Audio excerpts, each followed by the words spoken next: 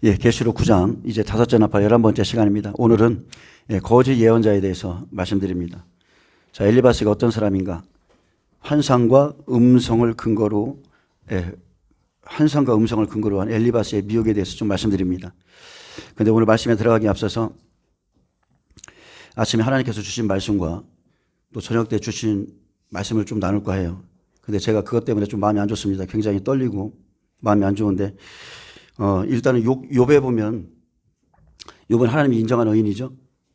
그리고 욥의 믿음 때문에 욥의 아내가 결국은 떠납니다. 네 하나님을 욕하고 죽으라 이렇게 하면서 떠나는데 욥은 굉장히 그 당시 가장 부유한 자였고 명망 있는 자였어요. 근데 사무엘상에 가보면 거꾸로 된 사람이 있습니다.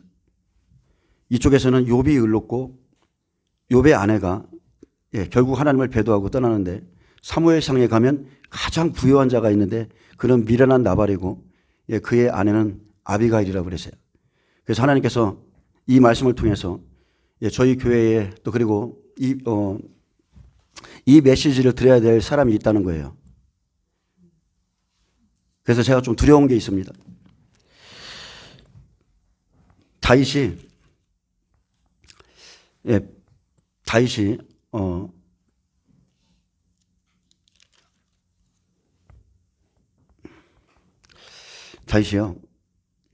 나발의 삶을 돌봐줬어요.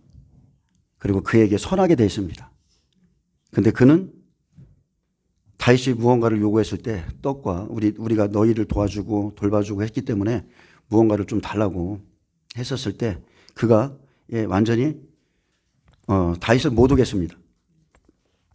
그의 사람들을 보냈는데 다윗은 누구며 이세 아들은 누구냐? 요즘은 각기 그 주인에게서 억지로 떠나는 종이 많도다 그러면서 다윗을 폄하했죠. 내가 어찌 내 떡과 물과 내 양 털 깎는 자를 위하여 잡은 고기를 가져다가 어디서 왔는지도 모르는 근본도 알지 못하는 다윗과 같은 자에게 주겠느냐 하면서 다윗을 폄하했습니다. 그래서 다윗이 이 말을 들었죠. 그래서 400명을 데리고 그를 치러 갔는데 그때 사원 하나가 아비가일에게 이 말을 전했습니다. 다윗이 당신의 남편을 치러 온다. 근데 아비가일이 아주 지혜롭죠. 아비가일은 지혜로운 5처녀 중에 한 사람의 예표가 구약의 이 사람이거든요. 여기에 보면 사무엘상 25장 마지막 절에 보면 아비가일이 급히 일어나서 나귀를 타고 그를 따르고 처녀 5과 함께 그랬습니다. 다윗의 전령들을 따라가서 그의 아내가 되죠. 아비가일은 지혜로운 처녀예요. 다 지혜로운 5처녀라고 의미하는데 근데 그의 남편은 말 그대로 나발이죠. 나발. 그래서 아비가일이 여러 가지 다윗은 예수님을 예표하잖아요. 그래서 그분에게 회개하기 위해서 그분의 마음을 누그러뜨리기 위해서 막 준비해서 막 나갑니다. 나가서 다윗의 발에 엎드려서 말하죠. 내 주는 이 불량한 사람 나발을 개의치 마옵소서 그럽니다. 내 주는 내 남편을 개의치 마옵소서. 왜냐하면 그의 이름이 그에게 적당하다는 거예요. 그의 이름은 나발이라. 히브리서 원문에 제가 살펴봤죠. 나발은 떨어진 자입니다. 믿음에서 떨어진 자. 근데 쉽게 말하면 그는 미련한 자라는 거예요. 그는 미련한 자입니다. 여종은 내 주께서 보내신 소년들을 보지 못하였기 때문에 이런 일을 모릅니다라고 말했고, 자 어찌됐든 간에 아비가일은 알아요. 다윗이 누군지. 당신은 하나님의 생명싸게 있는 사람입니다. 주의 여종의 허물을 용서해 주시고 자기 남편의 그 허물을 용서해달라고 그랬습니다. 그리고 내 주를 이스라엘의 지도자로 세우실 때에 내 주께서 무죄한 피를 흘리지 마시라고. 나의 남편을 다윗의 손으로 직접 처리하지 말라고 이렇게 말하거든요. 그래서 그 지혜로운 여인의 말을 듣고 다윗의 마음이 좀 누그러졌습니다. 네가 급히 와서 나를 영접하지 아니하였다면 밝는 아침에는 과연 나발에게 한 남자도 살려두지 않았을 거다. 그리고 다윗이 그가 가져온 것을 그의 손에서 받고 그에게 말했습니다. 내 집으로 평안히 가라. 내가 내 말을 듣고 내 청을 허락하노라. 이렇게 했거든요. 근데 그때 아비가일이 나발에게 돌아왔을 때 나발은 쉽게 말하면 그 욥의 아들들과 똑같죠. 그가 왕의 잔치와 같은 잔치를 그의 집에서 배설하고 크게 취하며 마음의 기뻐함으로 아비가일이 밝는 아침까지는 아무 말도 하지 않았다고 그랬어요. 그리고 아침에 나발이 포도주에 깬 후에 그의 아내가 그에게 이 일을 말하며 그가 낙담하여 몸이 돌과 같이 되었나니 한 열흘 후에 여호와께서 나발을 치심에 그가 죽으니라. 나발이 죽었다함을 다윗이 듣고 이르되 나발에게 당한 나의 모욕을 갚아주사 종으로 악한 일을 하지 않게 하신 여호와를 찬송할지로다. 여호와께서 나발의 악행을 그의 머리에 돌리셨도다. 자, 오늘 이 말씀을 주셨고요.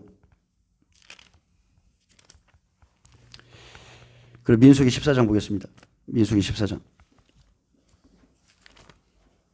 제가 오늘 말씀을 받아서 마음이 좋지가 않아요. 민수기 14장 봅니다.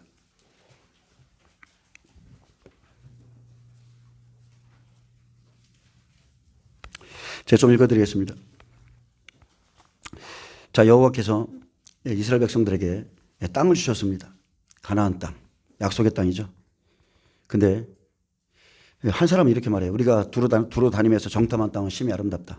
근데 여호와께서 우리를 기뻐하시면 우리를 그 땅으로 인도하여 들이시고 그 땅을 우리에게 주시리라. 이는 과연 젖과 꿀이 흐르는 땅이니라. 다만 여호와를 거역하지 말라. 또 그 땅 백성을 두려워하지 말라. 그들은 우리의 먹이라. 그들의 보호자는 그들에게서 떠났고 여호와는 우리와 함께 하시니라. 그들을 두려워하지 말라. 이 말을 했을 때 온 회중이 그들을 돌로 치려 했어요. 그때 여호와 영광이 해막에서 이스라엘 모든 자손에게 나타났고 여호와께서 모세에게 말했습니다. 이 백성이 어느 때까지 나를 멸시하겠느냐. 내가 그들 중에 많은 이적을 행하였으나 어느 때까지 나를 믿지 않겠느냐.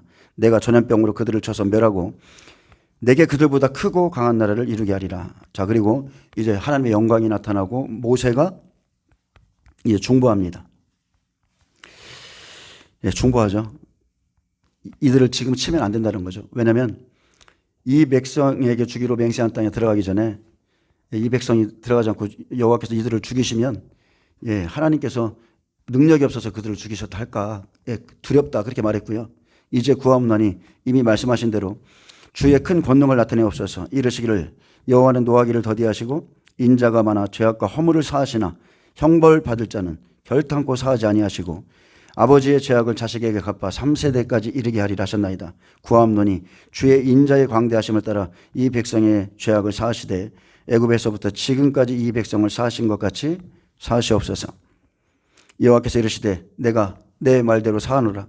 그러나 진실로 내가 살아있는 것과 여호와의 영광이 온 세계에 충만한 것을 두고 맹세하노니 내 영광과 애국과 광야에서 행한 내 이적을 보고서도 이같이 10번이나 나를 시험하고 내 목소리를 청종하지 아니한 그 사람들은 내가 그들의 조상들에게 맹세한 땅을 결단코 보지 못할 것이요 또 나를 멸시하는 사람은 한 사람도 그것을 보지 못하리라. 그러나 내 종 갈렙은 그 마음이 그들과 달라서 나를 온전히 따랐은즉 그가 갔던 땅으로 내가 그를 인도하여 드리니 그의 자손이 그 땅을 차지하리라. 나를 원망하는 이 악한 회중에게 내가 어느 때까지 참으랴. 이스라엘 자손이 나를 향하여 원망하는 바 그 원망하는 말을 내가 들었노라. 그들에게 이르기를 여호와의 말씀에 내 삶을 두고 맹세하노라. 너희 말이 내 귀에 들린 대로 내가 너희에게 행하리니 너희 시체가 이 광야에 엎드러질 것이라. 너희 중에서 20세 이상으로 계수된 자 곧 나를 원망한 자 전부가 여분네의 아들 갈렙과 눈의 아들 여호수아 외에는 내가 맹세하여 너희에게 살게 하리란 땅에 결단코 들어가지 못하리라. 너희가 사로잡히겠다고 말하던 너희의 유아들은 내가 인도하여 드리리니 그들은 너희가 싫어하던 땅을 보려니와 너희의 시체는 이 광야에서 엎드러질 것이요 너희의 자녀들은 너희 반역한 죄를 지고 너희 시체가 광야에서 소멸되기까지 40년을 광야에서 방하는 자 되리라. 너희는 그 땅을 정탐한 날수인 40일에 하루를 1년으로 쳐서 그 40년간 너희의 죄악을 담당할지니 너희는 그제서야 내가 싫어하면 어떻게 되는지를 알리라 하셨더라.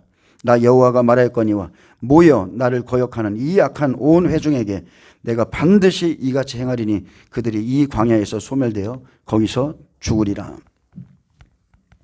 모세의 분함을 받고 땅을 정탐하고 돌아와서 그 땅을 악평하여 온 회중이 모세를 원망하게 한 사람 곧 그 땅에 대해 악평한 자들은 여호와 앞에서 재앙으로 죽었고 그 땅을 정탐하러 갔던 사람들 중에서 오직 눈의 아들 여호수아와 여분네의 아들 갈렙은 생존하니라.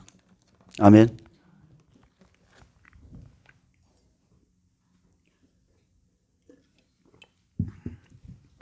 하나님의 주신 말씀 여러분에게 읽어드린 겁니다.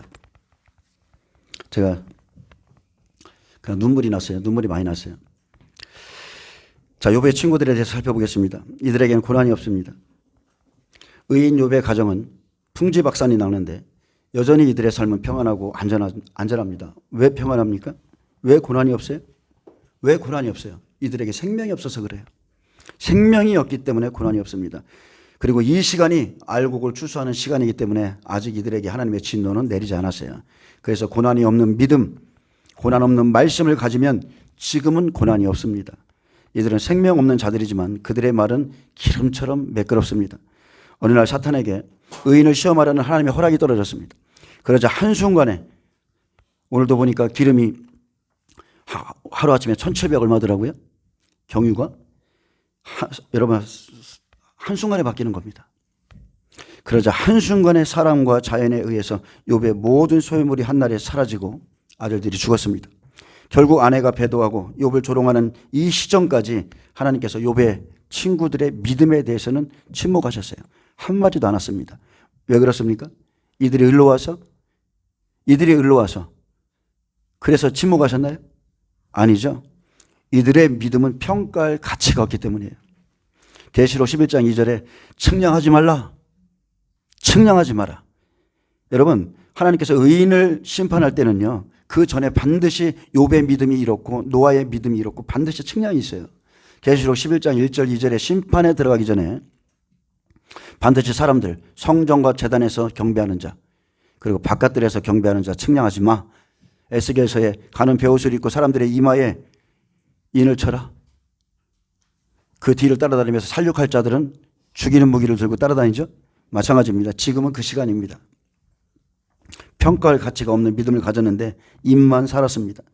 욥은 사탄과 그의 친구들로부터 육신의 아픔과 정신적 아픔, 영적인 고통을 당하고 있으면서도 이 모든 것을 인내하고 있었습니다. 하나님께서는 의로운 욥을 정죄하는 말을 다 듣고 계셨지만 그것은 원수의 머리에 숯불을 쌓아두게 위함입니다. 원수의 머리에 숯불을 쌓아둔 거예요. 하나님은 엘리바스가 의롭기 때문에 내버려 둔 것이 아니라 그가 정하신 시간까지 내버려 둔 것이에요. 로마서 12장 18절에 말합니다. 할 수 있거든 너희로서는 모든 사람과 더불어 화목하라. 내 사랑하는 자들아, 너희가 친히 원수를 갚지 말고 하나님의 진노하심에 맡기라. 기록되었을 때 원수 갚는 것이 내게 있으니 내가 갚으리라고 말씀하시니라. 여러분, 하나님의 관심은 의인에게 있는 거예요. 욥에게 있고 친히 원수 갚지 말고 하나님의 진노하심에 맡기라겠습니다. 그런데 많은 사람들은 착각하죠.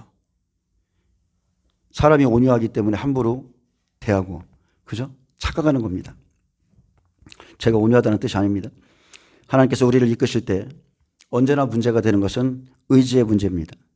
하나님께서 노아나 요셉처럼 우리에게 어떠한 종말의 계시를 주셨다면 하나님께서 알려주신 계시에 어떻게 반응할 것인가를 보십니다. 우리가 그분께 나아갈 것인가?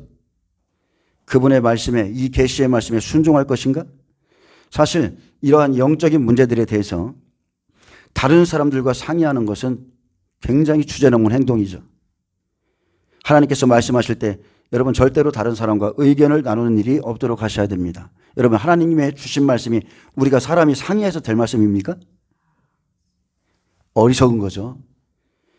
왜냐하면 하나님만을 의지하고 나 자신을 하나님께 철저히 던질 것인지 주께서 말씀하신 바에 인생을 걸 것인지 이것은 언제나 자기의 의지의 문제입니다. 모든 사람들이 하나님의 말씀 다 들어요. 믿음은 지적인 행위가 아니라 오직 나 자신을 진정으로 하나님께 드리는 도덕적인 행위입니다. 하나님과 나의 관계는 지적인 것이 아니라 무엇보다 인격적인 것이에요. 내가 그분의 인격을 존중하기 때문에 내가 그분의 모든 말씀에 순종하는 거예요. 여러분, 하나님이 이해되어야만 믿습니까? 나를 이해시켜봐. 그럼 내가 하나님을 믿을게. 여러분, 하나님이 이해되어야만 믿어요? 하나님의 명령이 이해되어야만 그때 순종할 수 있습니까? 가나안 땅에 가서 그 땅을 정탐하라 너희에게 주겠다고 하는데 이해돼야 가는 거예요? 그렇다면 욥기 38장부터 시작되는 하나님의 놀라운 말씀, 놀라운 계시를 과연 우리가 듣는다고 이해할 수 있습니까? 하나님께서 욥에게 나타나셨어요. 무식한 말로 생각을 어둡게 하는 자가 누구냐? 너는 대장부처럼 허리를 묶고 내가 내게 묻는 것을 대답하라. 내가 땅에 기초를 놓을 때에 내가 어디 있었느냐? 내가 깨달아 알았거든 말할지어다. 바다가 모태에서 터져나올 때에 문으로 그것을 가둔 자가 누구냐? 그때 내가 구름으로 그 옷을 만들고 흑암으로 그 강보를 만들고 한계를 정하여 문빗장을 치르고 이르기를 내가 여기까지 오고 더 넘어가지 못하리니 내 높은 파도가 여기서 그칠지니라 하였노라. 쭉 하나님이 어떠한 분이신지 욥에게 말씀하셨을 때 결국은 욥이 회개했습니다. 내가 말하겠사오니 주는 들으시고 내가 주께 묻겠사오니 주여 내게 알게 하옵소서. 내가 주께 대하여 귀로 듣기만 하였사오나 이제는 눈으로 주를 배움나이다. 그러므로 내가 스스로 거두어드리고 티끌과 재 가운데서 회개하나이다. 하나님께서 언제나 의지의 문제를 다루시는 것은 믿음이란 하나님께서 말씀하신 것을 믿으려고 하는 의지이기 때문이에요. 우리가 설득력 있는 사람의 지혜의 말에 넘어가는 것이 아니라 하나님의 음성 앞에 자신의 의지를 항복하는 것이 여러분 믿음입니다. 그게 믿음이에요. 여러분 하나님을 신뢰하는 것을 막는 장애물은 항복하려고 하는 의지가 없는 지적인 이예요. 자기 자신이에요. 그래서 감정이 가는 대로 따르는 것은 가장 무모한 것이고 하나님의 기적이나 말씀에 이끌려 관계를 갖게 될 때 이때 우리는 믿으려는 의지를 행사해야 된다는 거예요. 하나님이 우리에게 무언가를 계시하시고 임재를 주시고 말씀하실 때 우리는 그것을 믿으려는 의지를 행사하셔야 돼. 그러면 우리는 하나님과 어떤 관계를 맺었는지 알게 되고 그 엄청난 기적이나 말씀들을 이제 지적으로 이해하기 시작하게 되는 겁니다. 아멘. 하나님이 있으면 믿게 해봐. 이게 아니라 네가 먼저 믿어. 그러면은 이해하게 될 거야. 아무리 많은 말씀을 들어도 믿으려고 하는 의지가 없는 자는 절대로 믿을 수가 없습니다. 심령이 가난한 어부들, 창기, 세리들, 죄인들은 예수님의 말씀을 듣고 다 믿었는데 예수님의 그 놀라운 강의를 듣고도 믿지 않은 것은 오히려 맹인이요 귀머거리인 바리새인들이었어요. 그들은 처음부터 믿으려는 의지가 없었어요. 오직 예수님의 앞에 나아간 것은 그분을 시험하고 그분을 대적하고 자기들의 이름을 높이려고 오직 그거밖에 없었습니다. 오늘날 여러분 생각해 보세요. 예수님이 오셔서 우리에게 종말이 다가올 것이라는 말씀을 준다 그러면 가장 믿지 않는 부류는 역시 교만한 종교인들이고 그리고 교만한 성도들이 안 믿습니다. 예수님이 오셔도 바리새인은 못 고쳐요. 하나님의 아들이 와서 이 땅에서 복음을 전해도 그들은 믿지 못합니다. 왜요? 마귀의 자식이니까. 제가 교회를 개척한 후 지금까지 처음에 제가 사사시대의 끝에 있을 사사시대는 은혜시대죠.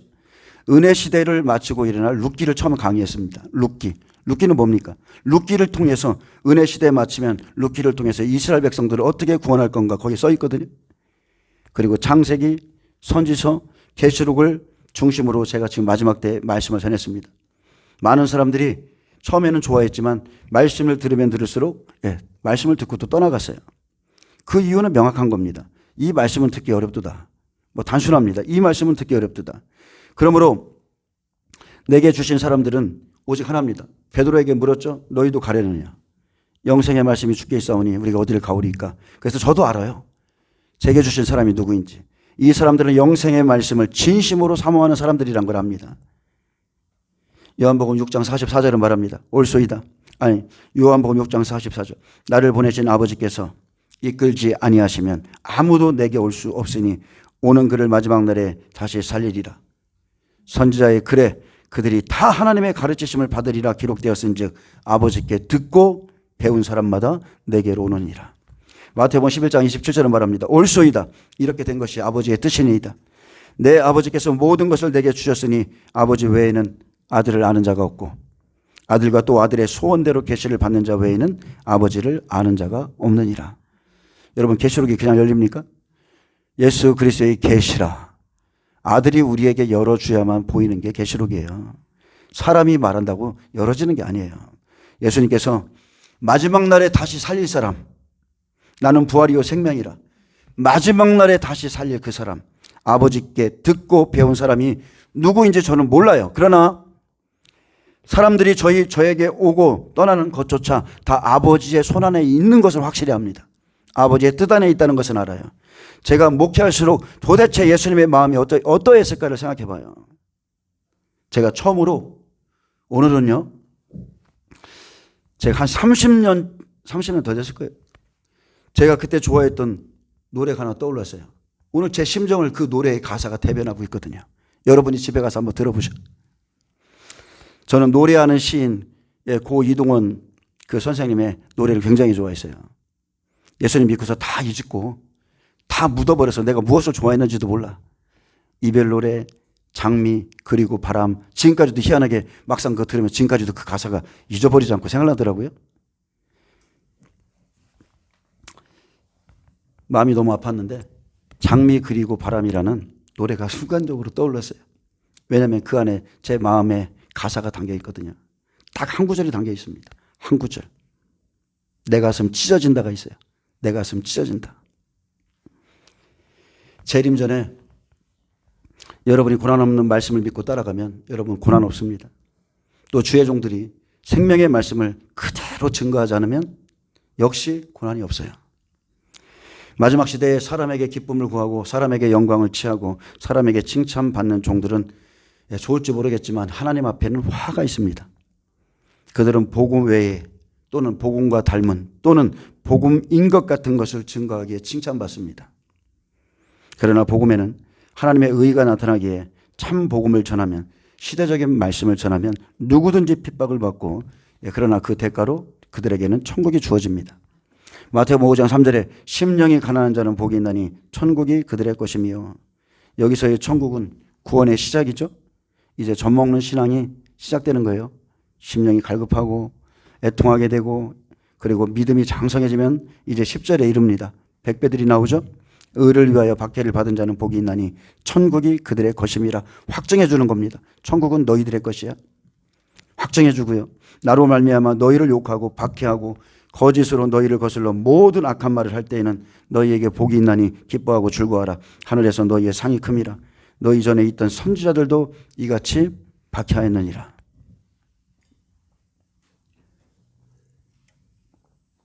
근데 욥의 친구들은 하나님의 믿음과 다른 믿음을 가졌어요. 의인에겐 고난이 있을 수 없다. 그런 믿음이죠. 그러므로 욥이 자신의 의로움 때문에 고난받을 때 옆에서는 한 번 믿으면 영생인데 그냥 잠시 속으로 믿는 것과 행동을 다르게 하면 고난받지 않아도 된다. 네가 그동안에 지켰던 의 그런 거 아니야. 구원은 그런 게 아니야. 라고 미혹하죠. 자, 왜 이런 말을 할까요? 이들은 자신이 그러한 믿음을 가지고 살았기 때문에 그렇게 말하는 거예요. 외식하는 자는 다 외식하는 사람처럼 보이는 거예요. 하나님이 인정한 의인들을 봐도 다 자기 믿음 같은 줄 아는 거예요. 자기가 외식하기에, 자기가 사기꾼이기에, 자기가 도둑질하기에, 자기가 돈을 좋아하기에 남도 다 그렇게 보이는 거예요. 다른 주의 종들도 다 그렇게 보는 거예요.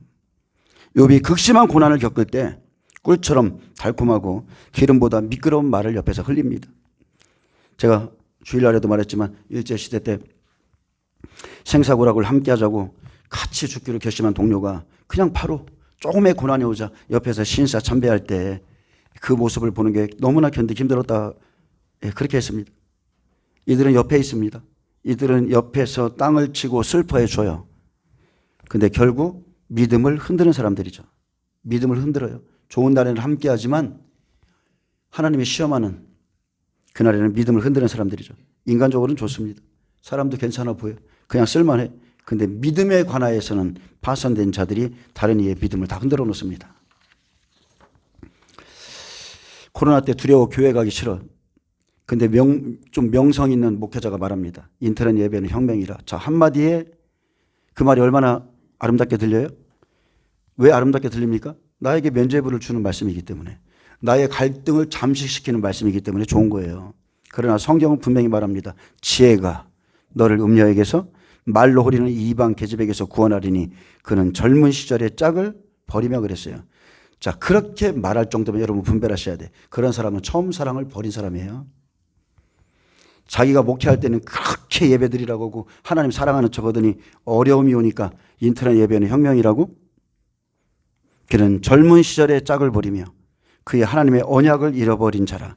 그의 집은 사망으로 그의 길은 스올로 기울어졌나니 누구든지 그에게로 가는 자는 돌아오지 못하며 또 생명길을 얻지 못한다고 경고합니다. 다른 건 다 좋습니다. 진리의 만큼은 그랬던 자들이 있어요. 여러분 한번 말씀해 볼까요? 제가 굉장히 온유한 사람이에요. 사람도 착해. 근데 진리는 조금 완전히 그릇됐어. 근데 제가 승질은 지랄 맞아. 근데 저는 진리를 전해. 누구 좋아할래요? 목회자가 여기 왜 서 있어야 돼? 오직 진리밖에 없어요. 내 성격이 원래 그 모양인데 뭐 어떻게 하라고? 하나님도 못 바꾸는 걸. 바꾸고 싶다니까 저도. 안 되는 걸 어떻게 해요? 그렇다고 제 안에 가장 선한 것으로 살아가고 있는 겁니다. 진리에 그릇된 사람들이 있어요. 하나님의 말씀, 양날선 검이라고 그랬죠?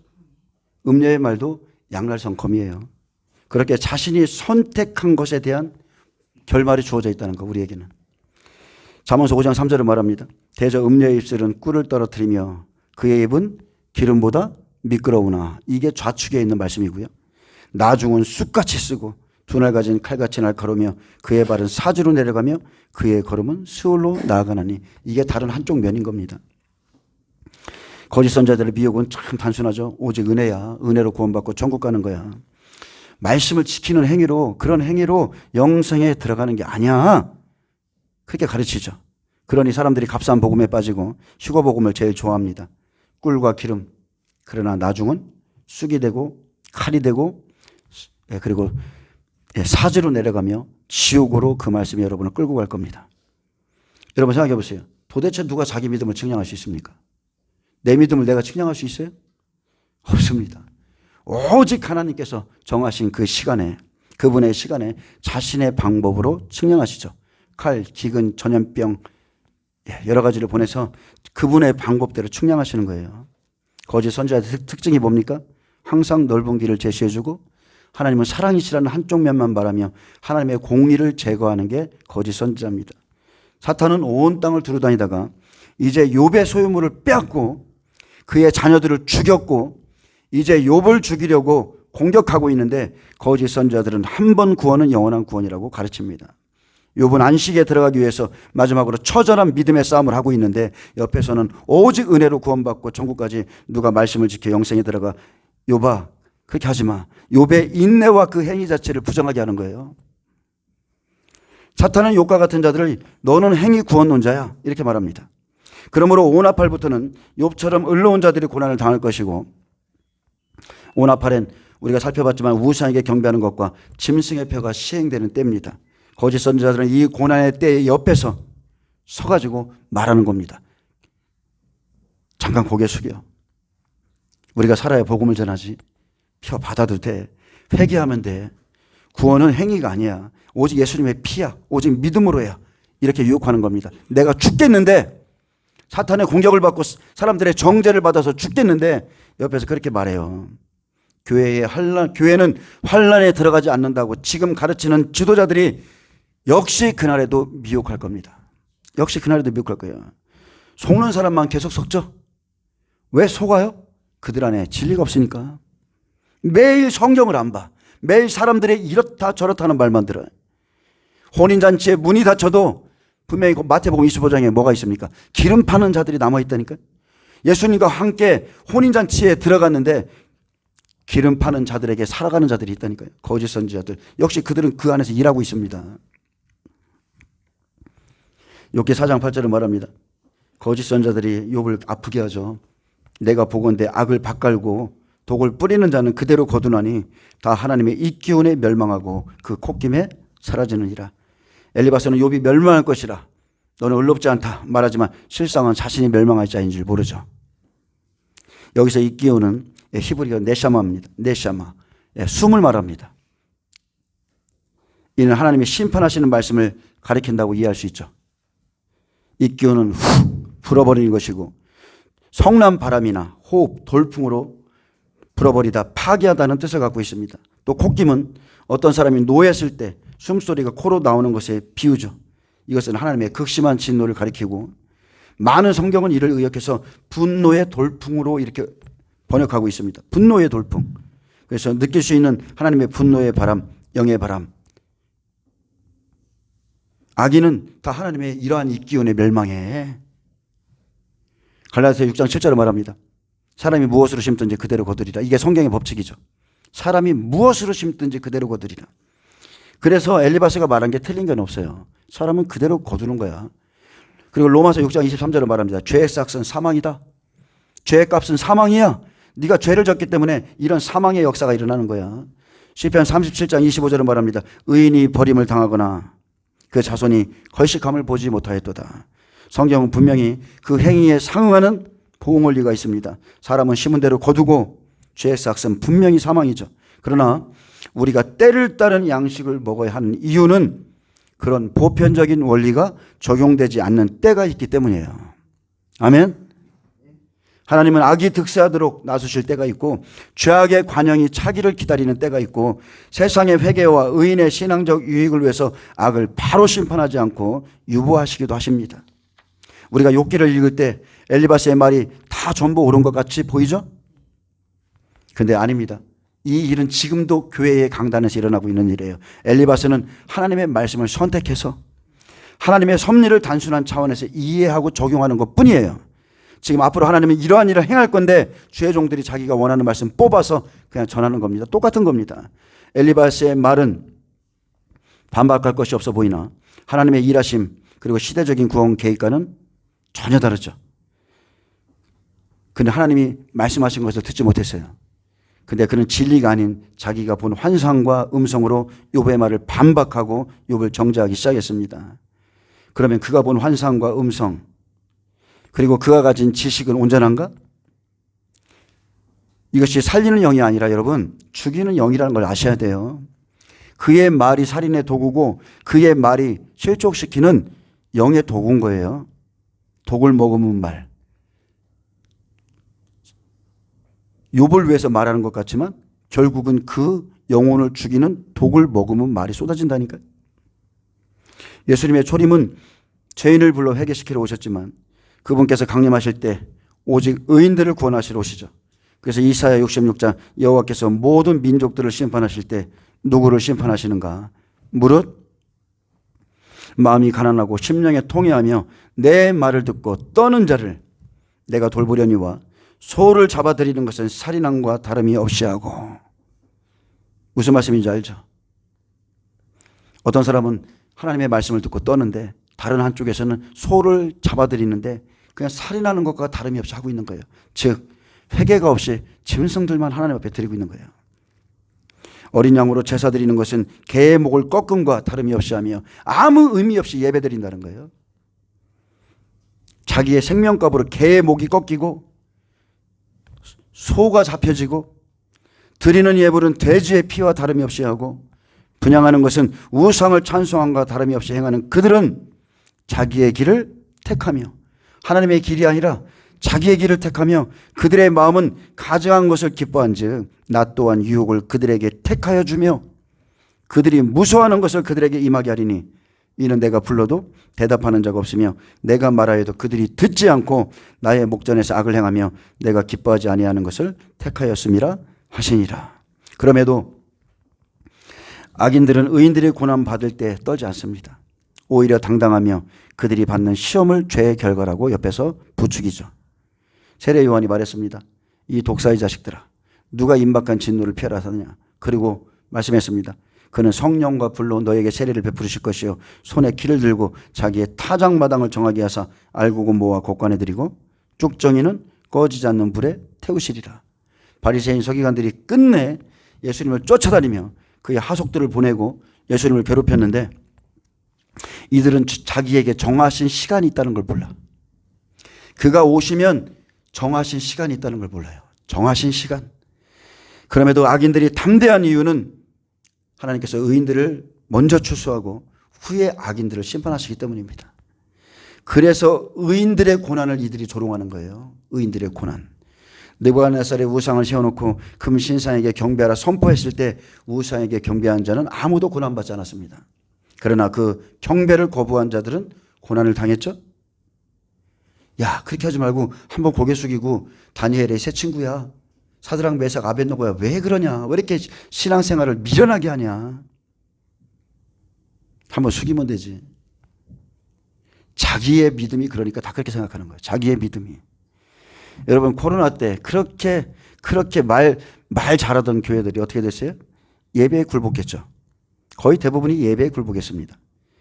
또 백신을 맞은 자들에게는 핍박이 없었어요. 그래서 그들이 조롱하는 겁니다. 니들 미쳤냐? 왜 그렇게 해? 그 결과 지금 몇 년 안 지났죠. 그 결과는 어때요? 명확히 나와 있죠. 그 결과. 뉴스를 안 보시나요? 뉴스 좀 보셔야지. 예, 그때 맞지 말라는 백신이 그 안에 뭐가 들었으며 이런 것들이 요새 뉴스에 나오고 있으니까. 그리고 그 결과로 사람들이 얼마나 많이 죽었는지도 알죠? 여러분 그 뉴스의 댓글을 한번 들어가 보세요. 댓글. 가족마다 어떤 일을 당했는지 책임지는 사람 아무도 없습니다. 말은 하지만 책임지는 게 없어요.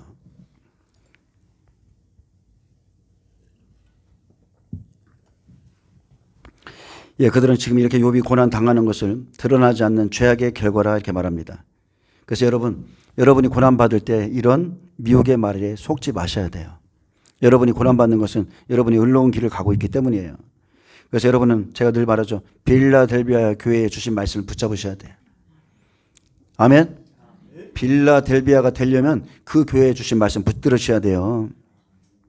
내가 속히 오리니 내가 가진 것을 굳게 잡아 아무도 내 면리관을 빼앗지 못하게 해라. 이 싸움을 여러분 하셔야 돼요. 욥이 지금 이러고 있는 거예요. 욥이. 믿기만 하면 영생인데 믿음으로 천국 가는데 아무도 내 면리관을 빼앗지 못하게 해라. 믿기만 하면 영생이라고? 믿기만 하면 천국 간다고? 완전히 영적인 어린아이가 하는 말이죠. 아무것도 모르는. 욥기 4장 10절에서 21절을 말합니다. 자, 사람은 의인이 없다고 그래요. 이들이 막 주장합니다. 사람은 의인이 없어. 네가 하나님의 뜻대로 다 살 수 있어? 사람에게는 의인이 없어. 예수 믿는다고 우리가 어떻게 예수님의 뜻을 다 따라가? 사람은 의인이 없어. 근데 이 사람들은요, 이제 곧 닥칠 하나님의 심판 앞에서 이렇게 말하는 거예요. 의인은 없나니 한 사람도 없다. 이렇게 말하는 사람들이 헛된 교훈을 따라가는 자고 헛된 음성을 따라가는 자들이라는 거예요. 아멘. 베드로전서 4장 17절은 말합니다. 하나님의 집에서 심판을 시작할 때가 되었나니. 자, 어디서부터 심판한다고요? 하나님의 집. 하나님의 집은 교회고 하나님의 집은 여러분의 심령이에요. 여러분 안에 무엇이 들어있나를 심판하실 겁니다. 만일 우리에게 먼저 하면 하나님의 복음을 순종하지 아니한 자들의 그 마지막은 어떠하며 또 의인이 겨우 구원을 받으면 경건하지 아니한 자와 죄인은 어디에 서류. 이게 성경의 진리입니다.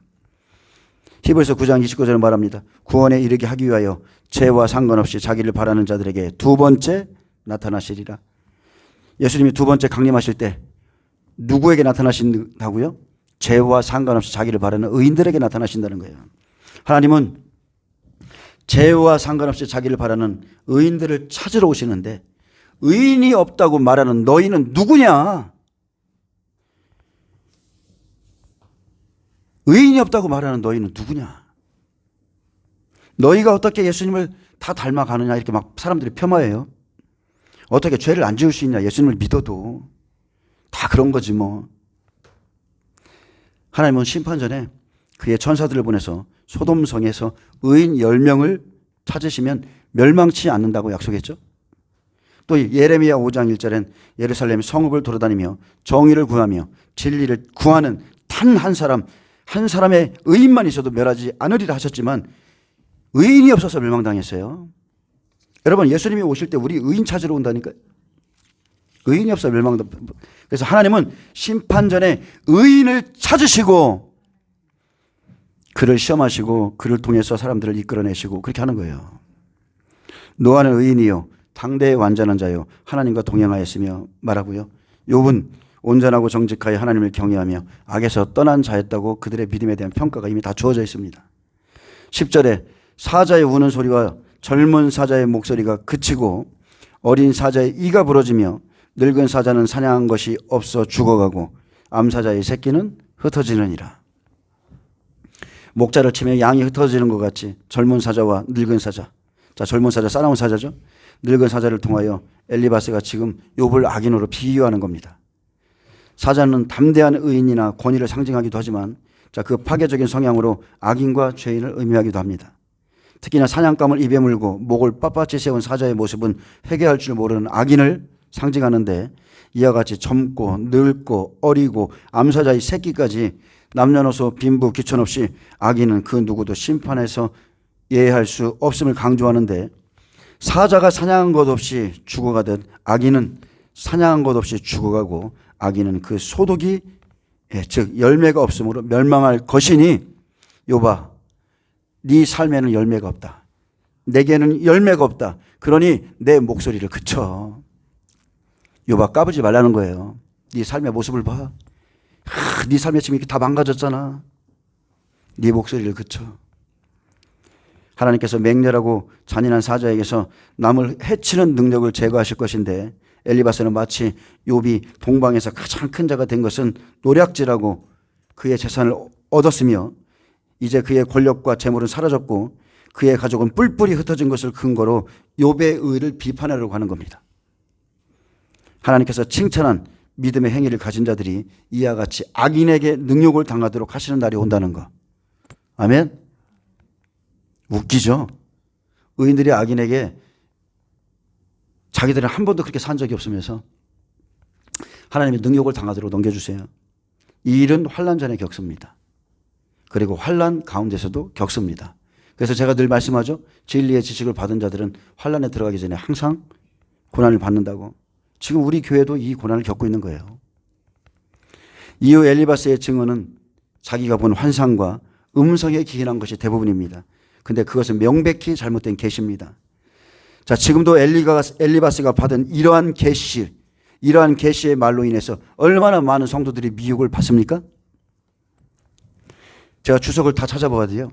대부분의 설교자들 엘리바스가 본 환상과 그가 들은 세미한 음성을 선지자들이 보고받았던 그런 장면과 비교해 놨습니다. 그래서 올바른 계시로 해석하는 경향이 많은데 절대로 그렇지 않습니다. 이것은 영적인 걸 경험해 보지 못한 사람들의 말이고 문맥이랑도 맞지 않아요. 대부분의 성도들, 대부분의 죄종들은요, 영분별을 하지 못합니다.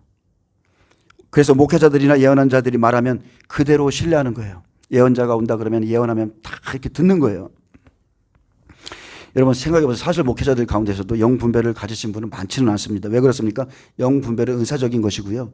또 하나의 영분별은 그것은 체험을 통해서 오기 때문에 그래요. 오랜 시간의 체험을 통해서 와요.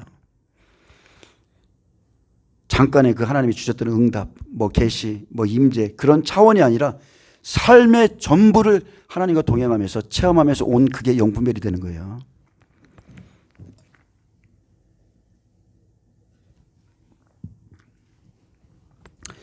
예로 엘리바스가 환상을 봤습니다. 주님의 음성을 들었다고 말합니다. 그런데 그 계시의 신빙성에 대해서 살펴야 되는데 사람들은 살피지 않습니다.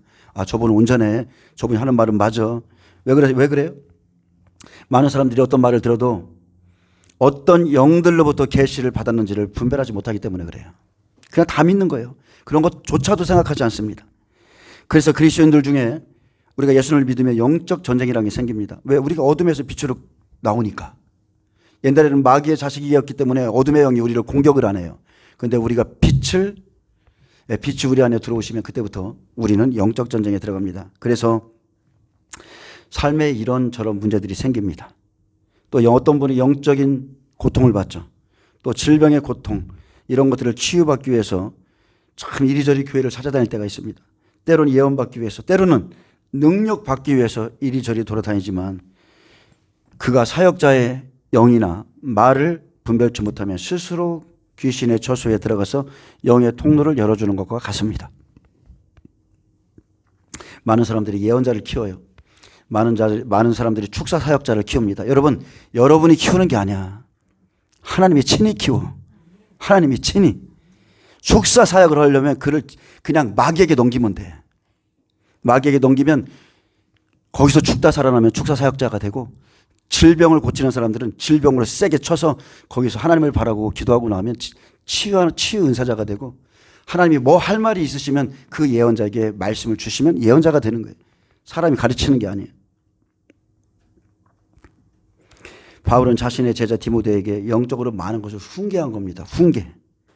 내가 나의 안수함으로 내 속에 있는 하나님의 은사를 다시 부릴 듯하게 하여. 자, 그것을 생각하게 하노니 이렇게 말했고요. 그에게 말했습니다. 하나님이 우리에게 주신 것도 두려워하는 마음이 아니요 오직 능력과 사랑과 절제하는 마음이라고 그랬어요. 자, 다시 한번 말합니다. 하나님이 우리에게 주신 것은 두려워하는 영이 아니요. 마귀는 두려움을 통해 일하거든요. 하나님이 우리에게 주신 것은 두려워하는 영이 아니요 오직 능력과 사랑과 절제하는 영이라 그랬어요. 바울은 장로회 때 받은 예언을 멸시하지 말 것을 얘기했고요. 반면 또한 아무에게나 경솔히 안수하지 말 것을 말했습니다. 왜요? 그가 그런 것들이 다른 사람의 죄에 참여하게 되는 거라고 그랬어요. 그가 어떤 죄의 통로를 열어줘서 지금 하나님께 고난받고 있는데 그냥 사랑만 넘쳐가지고 가서 기도해 주는 거예요.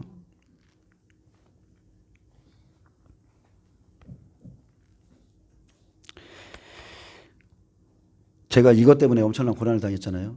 아무것도 모르고서 그냥 그 어린아이 한번 손댔다가 군대 귀신 들려갖고 제가 몇 년을 고생했잖아요. 그리고 성령께서 말씀하시길 후일에 어떤 사람들이 믿음에서 떠나 미혹하는 영과 귀신의 가르침을 따르리라 하셨으니 자기 양심이 화인을 맞아서 외식함으로 거짓말하는 자들이라 했습니다. 자, 성령께서는 믿음에서 떠나 미혹하는 영과 귀신의 가르침을 따라 거짓말하는 자들이 있다고 분명히 경고하셨어요. 그런데 이들이 이러한 영을 받은 원인이 있죠. 그들이 첫 번째 믿음에서 떠난 거죠. 믿음의 말씀, 진리의 말씀에서 떠난 것부터 시작되는 겁니다. 진리에서 떠나니까 바로 귀신의 가르침을 따르게 되는 거죠. 미혹하는 영. 야, 그래, 저 말씀은 어려워. 예수님이 곧 오신대. 아, 나 저거 싫은데 이제 저 말씀 따라가는 거야. 다른 분은 그렇게 말하니까. 바울이요, 기도했어요. 하나님께 서신서를 통해서 부겔로와 호모게노는 나를 버렸다. 또 믿음에 파선한 후메네오와 알렉산더를 사탄에게 내준 것은 그들로 훈계를 받아 신성을 모독하지 못하게 함이라 했어요. 그들로 사탄을 그냥 내줘버리라고 그랬어요. 특히 후메네오와 빌라도의 말은 악성 종양이 퍼져 나간 것 같다고 그랬어요. 그들을 그대로 두면 안 돼. 그들이 지금 바울에 대해서 말하고 교회를 무너뜨릴 수 있기 때문에 악성 종양과 같이 퍼져나가는 그 말을 하나님이 중단시켜야 돼. 진리에 그랬던 그들의 말이 어떤 사람들의 믿음을 무너뜨리고 교회를 무너뜨리고 있다면 하나님이 친히 징계하시고요. 네가 할 필요 없다는 거예요. 하나님 분명히 말했어요. 하나님은 자기 백성을 아시며 이렇게 말했어요. 또 주의 이름을 부르는 자마다 불의에서 떠날지어다 이렇게 말했습니다.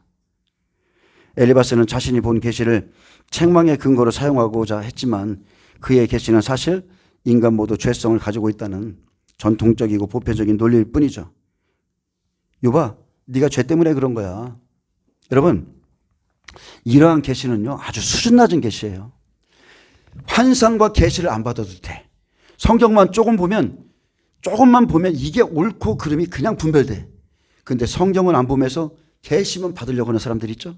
얼마나 잘못된 영이 있는 줄 아세요? 잘못된 영이 들어갑니다. 이거 조금만 당겨 주실래요? 이 선이.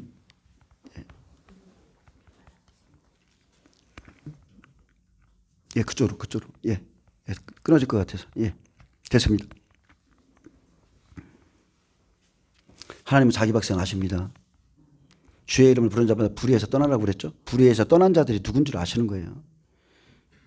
어쨌든 간에 엘리바스가 본 요백에 말하고 있는 이런 계시들은요 아주 수준 낮은 것입니다. 이 시대도 그렇습니다. 대한민국이 부흥합니다. 하나님 이렇게 말씀하십니다. 아주 수준 낮은 거예요. 그런 거 말 안 해도 다 알아요. 이런 계시는 이 시대의 거짓 예언자들도 자주 사용하는데 성경에 기록된 보편적인 논리를 꼭 하나님이 주신 것처럼 말하는 게 문제죠. 하나님이 주신 것처럼 말해. 근데 엘리바스의 계시는 하나님께서 주신 계시가 아니라는 거죠. 하나님은 사탄에게 지금 욥을 치도록 명하셨지만 욥을 다시 정죄하는 그런 계시를 주지 않는다는 거예요. 아멘. 이미 시험에 넘겨진 것은 거짓 선자들이 시험에 넘겨준 것뿐이에요. 사탄에게 넘겨지고 거짓 선자의 시험에 넘겨졌기 때문에 욥을 정죄하는 말씀 안 줍니다. 그 당시엔 성경이 없었지만 지금은 예전에 제가 그랬어요. 갑자기 생각나는데 하나님이 그러신 분이 아니시거든요. 저를 예를 들어서 시험에 내줬어요. 저를 가난이라는 시험에 내줬어. 네가 가난 가운데서 어떻게 하는지 내가 너를 보겠다. 자, 그래서 저는 열심히 기도했고 열심히 일했어요. 근데도 하나님의 은혜가 내 안에 충만했고 그러나 삶은 좀 곤핍하고 핍박했죠. 근데 어느 날 시골에 갔는데 저희 어머니 다니는 교회 담임 목사님이 내가 당신에 대해서 어머니한테 들었다. 당신이 기도도 열심히 하고 신학교 다니고 열심히 하고 있다. 근데 당신이 하나님의 사람이라면 왜 그렇게 가난하냐. 저한테 그러셨거든요. 근데 저는 그의 말에 넘어가지 않았어요. 왜? 내 안에 살아계신 하나님이 지금 내 속에서 말씀하고 계시거든. 넘어갈 게 없어. 보이지 않는 그 하나님의 손이 나를 지금 이끌고 있다는 거 내가 다 느껴지는데 내가 왜 그런 말에 내 속으로 그랬죠. 웃기는 소리라고. 당신은 신학을 해서 하나님을 배운 거야. 살아계신 하나님을 경험한 게 아니라 신학을 해서 배운 거야. 그러니까 그런 말이 나오죠. 어떻게 그런 말을 할 수 있습니까?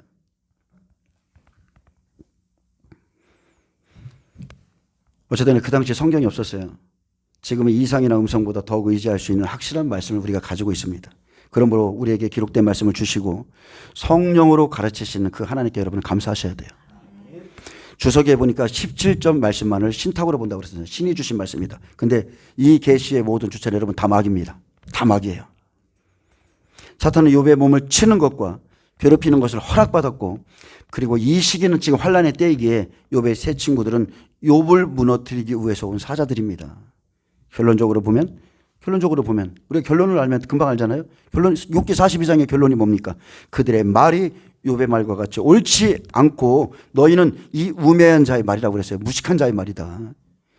하나님에 대해서 이러쿵저러쿵 아는 것 같이 말하지만 너희들은 욥이 너희들을 위해서 번제를 드리지 않는다면 너희들은 용서 못 받아. 12절에 말했습니다. 어떤 말씀이 내게 가만히 이르고 그 가느다란 소리가 내 귀에 들렸었나니 사람이 깊이 잠들 즈음 내가 그 밤에 본 환상으로 말미암아 생각이 번거로울 때에 두려움과 떨림이 내게 이르러서 모든 뼈마디가 흔들렸느니라. 자, 이제 자기가 본 계시의 주체에 대해서 내가 무엇을 했는지에 대해서 말하고 있어요. 엘리바스는 욥을 책망하는 그 근거를 말하는데 내게 가만히 이른 어떤 말씀이 있다는 거예요. 가느다란 소리가 내 귀에 들렸다고 말합니다. 그는 이것이 하나님의 임재를 나타내는 영적인 음성이라 말하고 그리고 그렇게 믿었기에 욥을 정죄했습니다. 이걸 가지고 정죄했어요. 그는 내게 특별하게 이른 말씀이었다고 했습니다. 가만히 이른 말씀, 특별하게 이른 말씀. 여기서 이루고 이르렀다고 그랬는데 이루고는 히브리어 가나비예요. 훔치다, 속이다, 몰래 가지다, 비밀리에 가진 말씀이라는 거예요. 또 귀에 들린 이 가느다란 속상임을 하나님의 음성을 들은 것처럼 말하지만 여러분 귀에 가느다란 소리는 사탄의 음성이며 귀신의 속상임입니다. 그렇기에 여러분 이 계시가 중요한 게 아니고요. 계시를 받고 나온 그의 말이 중요한 거예요. 그의 말에 뭐가 들었어요? 그의 말에 거짓과 정죄가 바로 나오잖아요. 이게 계시의 주체가 마귀라는 거예요. 사탄의 성품이 그대로 드러나는 거예요. 여러분 누가 글을 써, 누가 말을 해. 그 사탄의 성품이 그대로 나옵니다. 어떤 분이 제게 책 2권을 줬어요. 한 전도사님 때부터 이걸 하나님께 신탁을 받아갖고 썼다고. 여호와께서 이러이러했다고 하셔라. 하더니 말이 이상해. 문맥이. 성령이 쓴 책을 보면 막 기쁨이 오고 문맥이 부드럽고 한데 마귀가 쓴 거는 이러이러했다 해라. 뭐 했다 해라. 여러분 금방 드러나요. 금방 드러납니다. 저는 옛날에 손으로 수화도 했고 방언으로 성경을 받고 방언하면서 하나님 그렇게 막 시킬 때가 있었어요.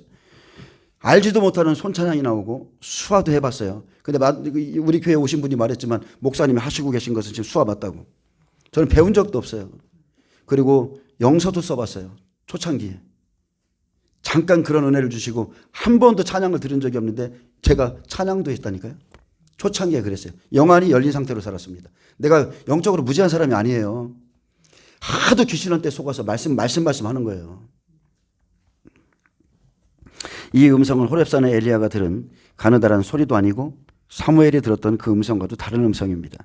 여기서 깊이 잠들 때, 즉 깊은 잠은 히브리어 타르테마입니다. 완전한 무의식의 상태에 빠진 거예요. 어떤 것에 압도되어서 정신이 빠진 상태를 나타내는데 그는 이것을 하나님의 초월적인 개입으로 이렇게 지금 생각하고 말했지만 자 이게 뭐라겠습니까? 그 다음 구절이 내가 밤에 환상을 봄으로 생각이 번거로워졌고 자 우리는 성령이 우리에게 무언가를 주면 하나님의 뜻대로 하는 것엔 근심이 있죠. 하나님 뜻대로 하는 근심이 있어요. 근데 여기서 생각이 번거로워졌다는 것을 원문에 보면 동요가 일어났다는 거예요. 불안해하는 거예요. 막 어떤 계시를 받았는데 불안이 와. 그리고 두려움과 떨림이 내가 힘하며 모든 뼈가 흔들렸다고 했어요. 그래서 엘리바스는 자신이 본 환상을 사실로 믿습니다. 거짓 선지자들 왜 거짓 선지가 돼요? 사실로 믿으니까.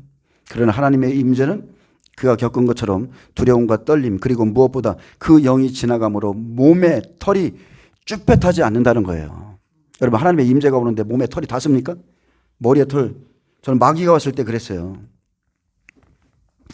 사탄은 하나님을 모방하기에 그가 광명한 천사로 가정에서 나타나는 것은 아주 쉬운 일이죠.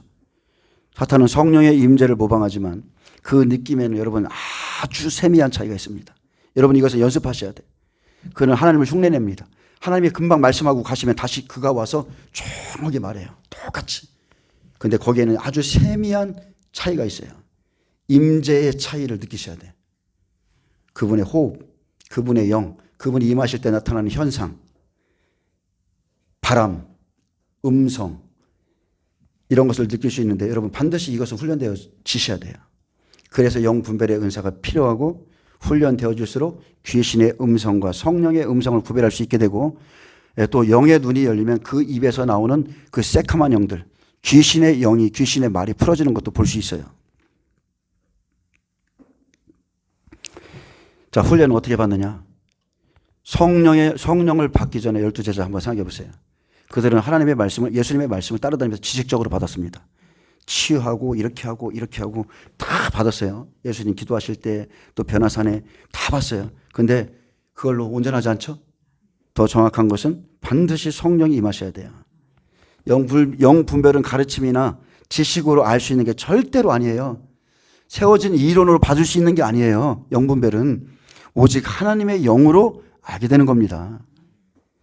성령께서 각 사람의 믿음의 분수대로 은혜의 분량대로 은사를 나누어 주시지만 특별히 치유 사역자나 영적 사역자들은 친히 데려다가 훈련시킵니다. 그 훈련은 그를 광야로 몰아가는 겁니다.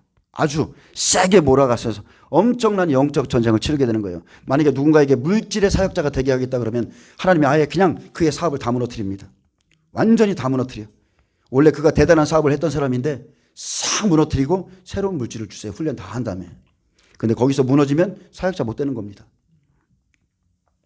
지금 사탄에게 고통받는 욥처럼 한번 마귀에게 심하게 당해봐야 그 깊은 영의 세계를 알게 되는 거예요. 말로만 사탄이 치면 이렇다. 귀신 들리면 이렇죠? 귀신 들리면 이렇죠? 노트 하나 꺼내놓고서 나한테 귀신 들리면 이렇죠? 영의 세계는 그렇게 하는 게 아닙니다. 성령님은 예수님을 광야로 이끌어 가셨어요. 그리고 마귀에게 친히 시험받게 했습니다. 시험의 내용도 굉장히 다양하죠. 대표적으로 예수님은 세 가지만 해서 대표적인 거기 때문에 사람이 떡으로만 사는 것이 아니라 하나님의 모든 말씀으로 사는 것을 그것을 그 유혹을 이기셨고 그리고 거짓된 말씀으로 하나님을 시험하는 것의 위험성에 대해서 말씀하셨어요. 뱀이 하를 하나님의 말씀으로 꿰는 것처럼 거짓된 말씀의 그 위험성 그리고 경배의 문제 누구에게 경배할 것인가? 내가 이 땅에 천하만국의 모든 걸 너 경배만 해라. 다 줄게. 너 부자 되게 만들어 줄게. 너 노래 잘하게 만들어 줄게. 그래서 경배의 문제. 그리고 이 시험을 이긴 후에 마귀가 잠시 떠나갔죠. 천사가 수종 들었어요. 그리고 그 이후에 모든 예수님의 삶은 완전한 영적 전쟁입니다. 이해되시죠?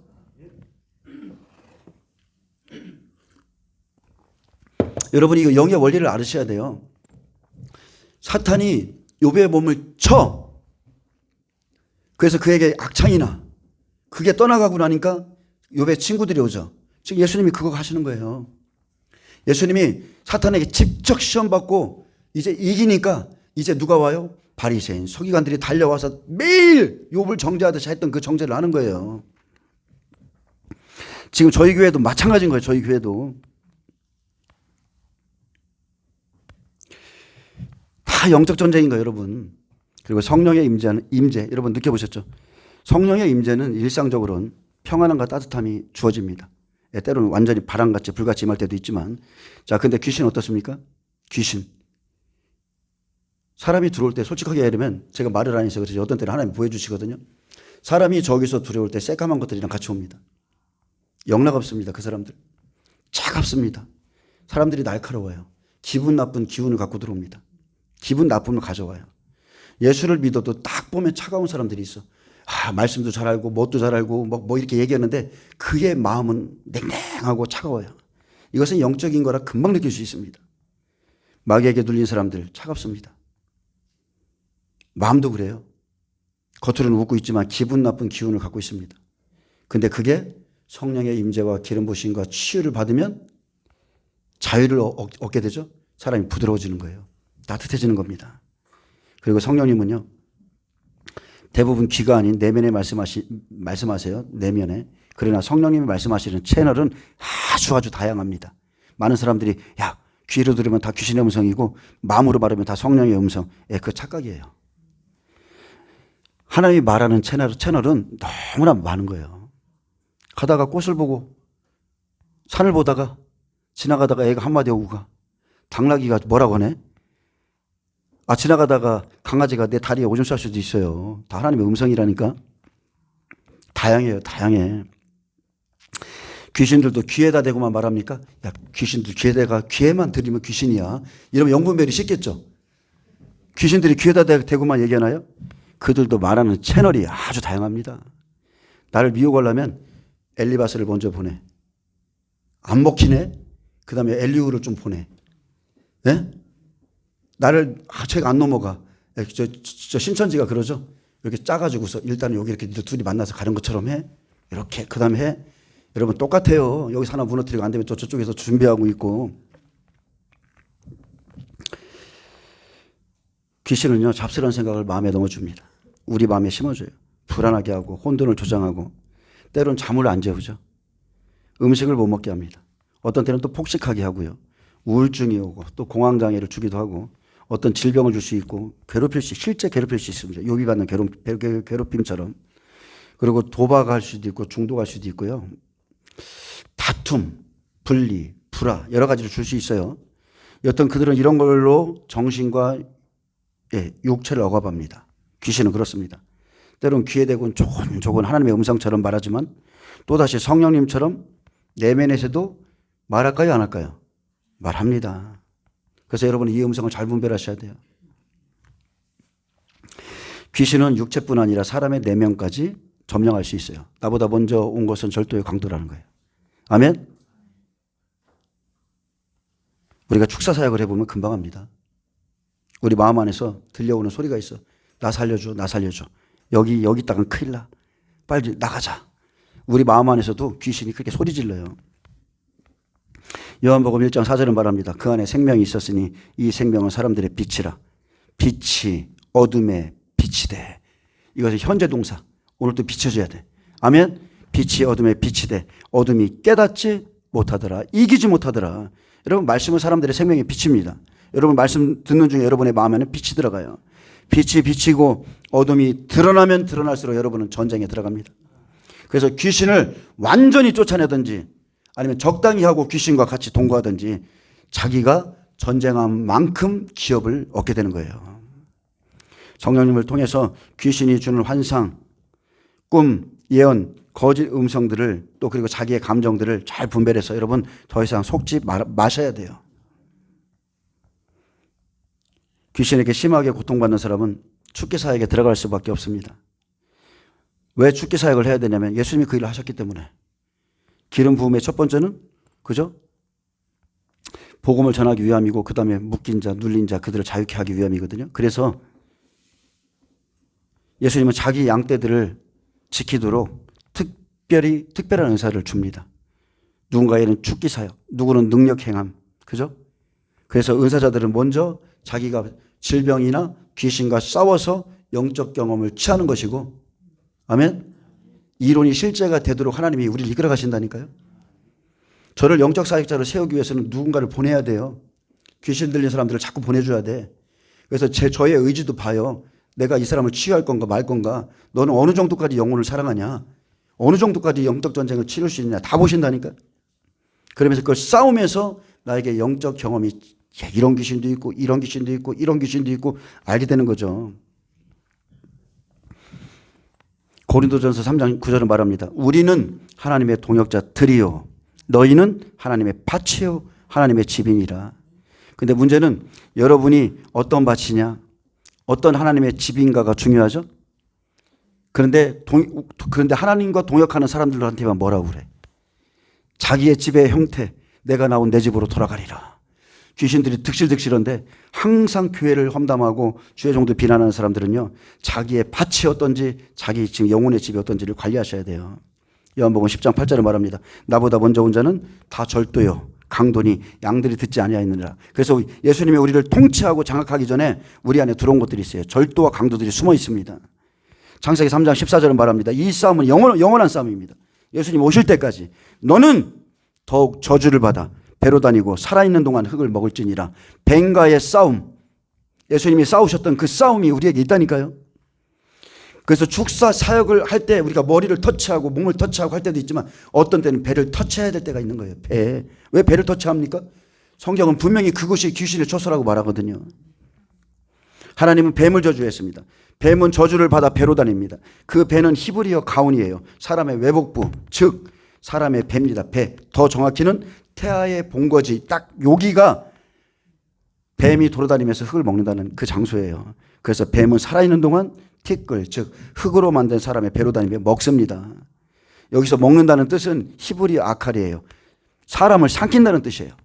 이걸 그냥 놔두면 사람을 삼켜 음식물처럼 삼킬 자를 먹어버린다는 뜻입니다. 예로 우리가 영적으로 대물림된 것들이 내 안에 있어요. 저 역시도 그 싸움을 했습니다. 근데 이것을 처리하지 않으면 그들은 그 가정에서 떠나지 않고요. 또 그 가정에서 누군가에게 그대로 내려가는 영적 대물림이 있습니다. 저는 이 싸움을 했어요. 이 싸움을 했던 그때 나의 목적은 딱 하나였어요. 내가 여기서 지면 내 새끼들 죽는다. 네가 이기나 내가 이기나 한번 하자. 그래서 싸운 거고요. 그리고 또 이런 싸움이 있고 또 우리는 환상 보기를 좋아하죠. 그러나 우리가 보는 환상은 반드시 말씀과 일치해야 됩니다. 저도 이런 훈련 많이 받았습니다. 내가 어떤 환상을 받습니다. 환상을 받으면 반드시 하나님 이 환상에 맞는 말씀 내려주세요. 항상 물어봐요. 여러분 환상과 말씀을 일치해야 돼요.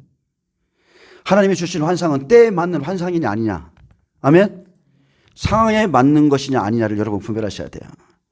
초신자 때에는요, 하나님께서 성령께서 우리에게 미래에 있을, 내가 너를 이렇게 할 것이다는 미래에 있을 비전을 한 번에 싹 보여줍니다. 여러분도 그런 은혜를 받으신 분들이 있을 거예요. 그런데 그 후에는 어때요? 예전처럼 그렇게 말합니까? 아니죠. 이제는 그 수준에서 자라면 자라갈수록 그 수준에서 해석할 만한 것, 그런 것들을 자주 보여주시고 넘어질 때 보여주시다가 조금 장성하면 어때요? 싹 제하시고 이제는 말씀으로 내려주시는 거예요. 말씀의 한 장면, 왜 하나님이 그때 이런 말씀을 주셨는지 그 말씀의 한 장면을 우리에게 내려주시고 영혼에 부어주시고 내가 이렇게 할 거야. 이렇게 말하는 거예요.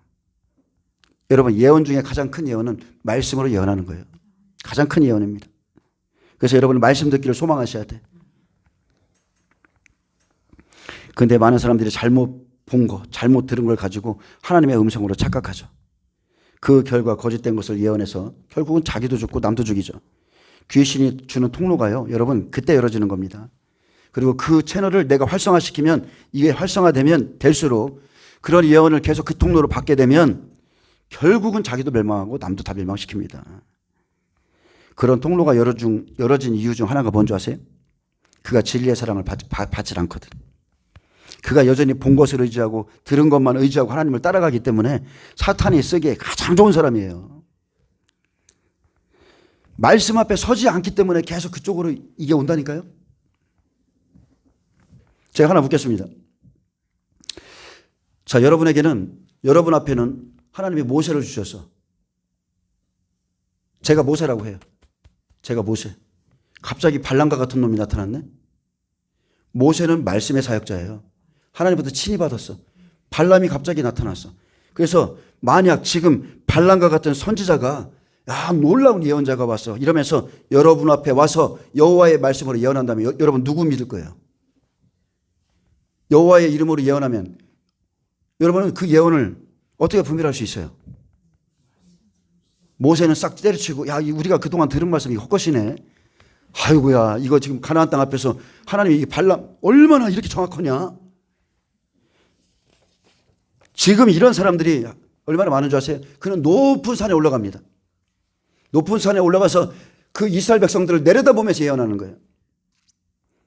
지금 높은 강대상에 세워가지고 그리스도인들을 바라보면서 예언하는 거예요. 이 민족의 미래가 어떨 것이다. 특별한 위치를 예언하고 예언적인 행동을 많이 하고 얼마나 많은 이스라엘 백성들이 그를 따라갔습니까? 마찬가지입니다. 얼마나 많은 그리스도인들이 거짓 예언자를 지금 따르고 있습니까? 그런데 그들의 배후가 뭔지를 안 살펴요. 그들이 말하는 예언의 실체가 어디서부터 오는지 생각을 안 한다니까.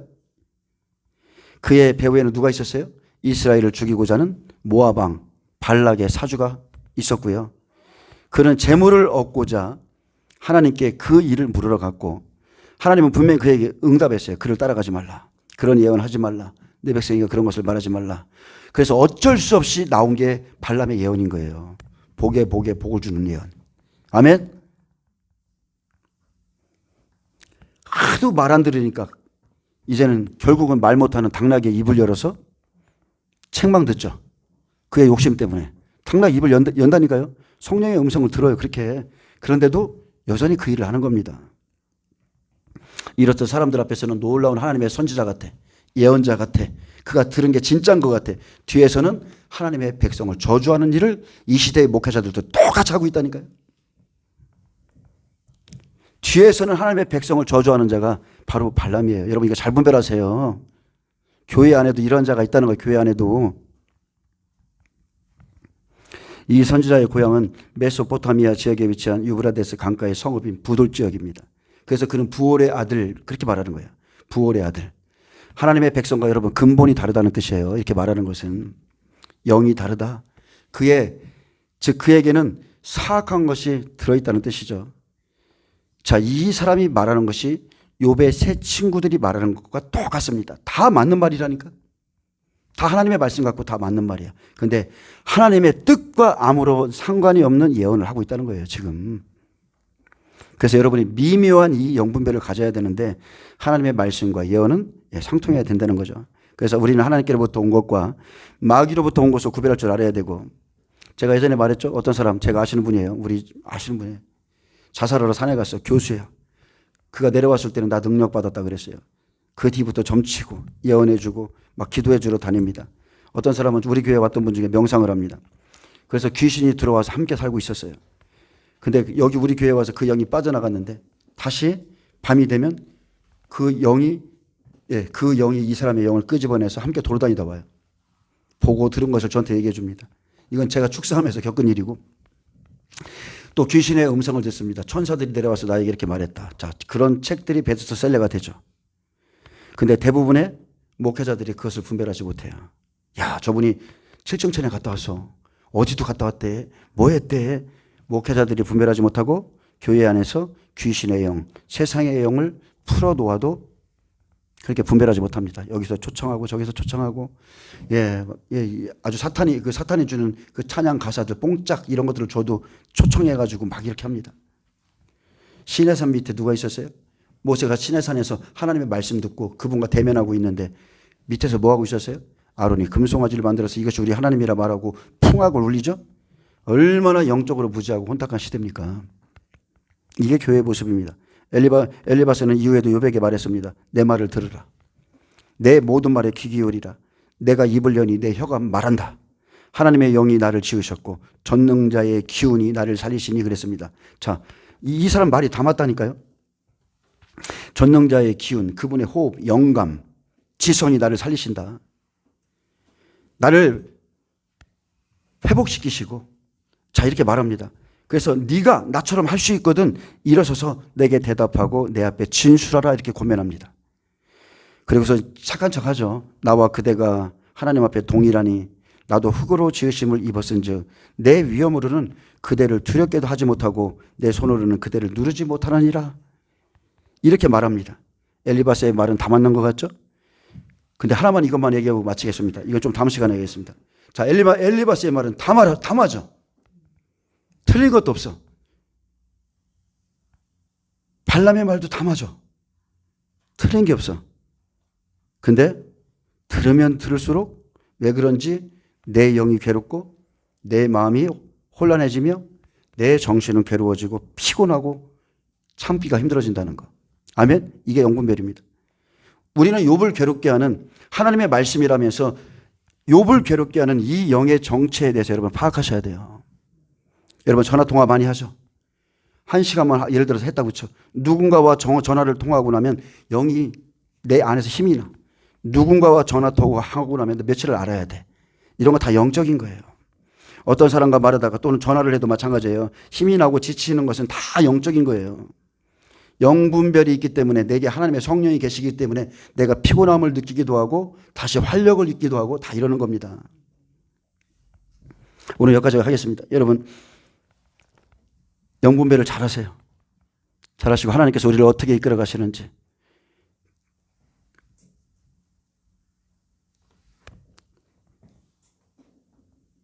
믿음은 모든 사람의 것이 아니니라 그랬습니다.